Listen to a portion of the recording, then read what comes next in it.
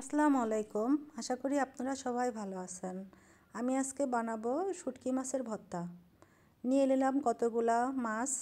এটা সম্ভবত চাপিলা মাছের শুটকি। তো আমি আজ ঠান্ডা পানির ভিতরে দিয়ে ভালো করে আঁশ ছাড়াই ফেলবো। 5 মিনিট ভিজায় রাখতে হবে, তাহলে আঁশটা ভালো করে উঠবে। আপনারা লেজের দিক দিয়ে উঠাবেন, দেখবেন এমনিতেই আঁশটাগুলা উঠে যাচ্ছে। আমাদের এক রিলেটিভ আমাকে অনেক রিকোয়েস্ট করলো যে ভাবি শুটকি মাছের ভর্তার রেসিপিটা দেবেন। তো তার রিকোয়েস্টে আমি আজকে ভর্তাটা বানাচ্ছি। তো এইভাবে সব মাছগুলো আমি আঁশটা উঠাই ফেলবো। উঠাই ফেলার পর এই যে দেখেন কতটা পরিষ্কার হয়ে গেছে। অবশ্যই মাথাগুলো ফেলে দিতে হবে। অবশ্যই মাথাগুলো তো ফেলতেই হবে, আবার তার পেটের ভিতরে নাড়ি ভুঁড়িগুলো আছে ওইগুলো অবশ্যই ফেলে দেবেন, না হলে ওগুলো তিতা তিতা লাগবে। আর আষ্টেগুলো থাকলে কিন্তু ওইটা ভালো লাগবে না খাইতে।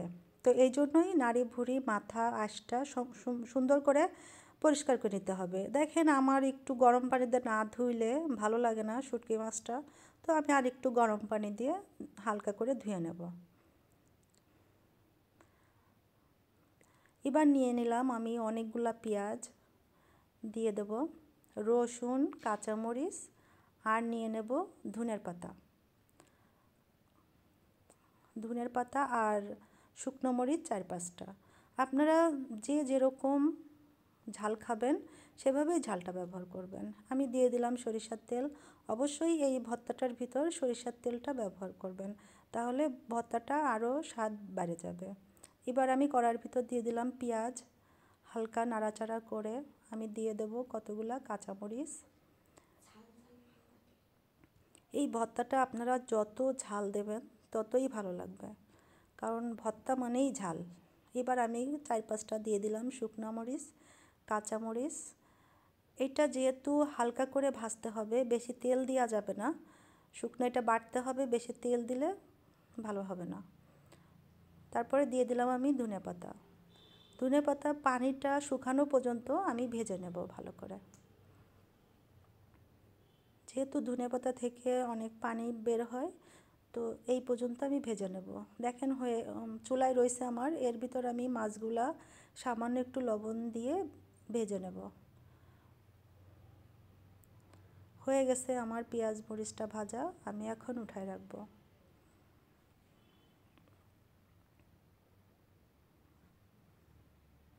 দিয়ে দিলাম আবার একটু সরিষার তেল, তার ভিতর দিয়ে দেব শুটকি মাছগুলা দিয়ে সুন্দর করে ভাজবেন, কারণ এরপরে তো আর এটা আগুনে যাবে না, তো এখনই ভালো করে ভেজে নিতে হবে। এই যে আমার ভাজা শেষ।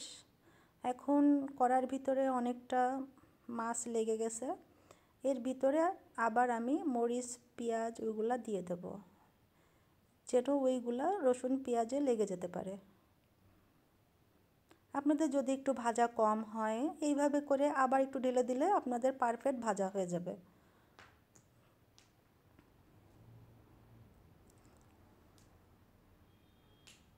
এখন দেখেন কতটা সুন্দর ভাজা হয়ে গেছে। এবার আমি এগুলা ঢেলে নিয়ে বেটে নেব।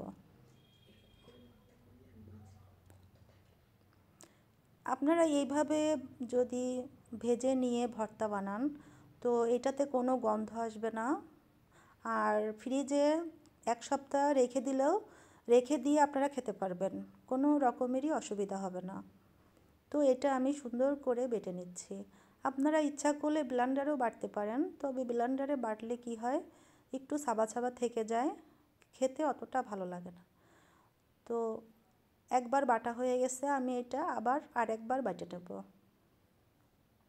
দেখেন একবার বাটাতে একটু সাবা সাবা থেকে গেছে, আরেকবার বাটলে আর এই সাবা সাবা থাকবে না।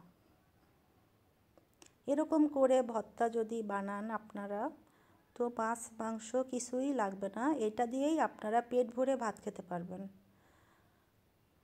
যারা শুটকি মাছের লাভার আছেন, তো তারাই এইভাবে ভর্তা বানাবেন। এই যে আমার ভর্তাটা শেষ করা, উঠাই নিচ্ছি। আমার তো মনে হচ্ছে পাটার ভিতরে কয়টা গরম ভাত ঢেলে মাখাই খেয়ে ফেলি। এই যে দেখেন ভর্তাটা অসাধারণ দেখতে হয়েছে, কালারটাও খুব সুন্দর এসেছে।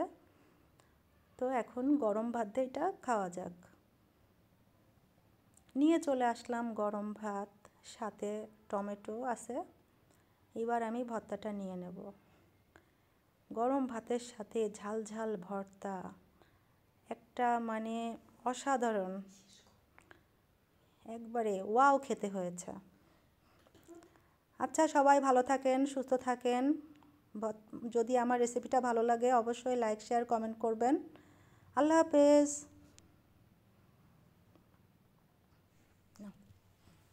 হ্যাঁ, আমাদের টাকায় কি ভাবো একটু কও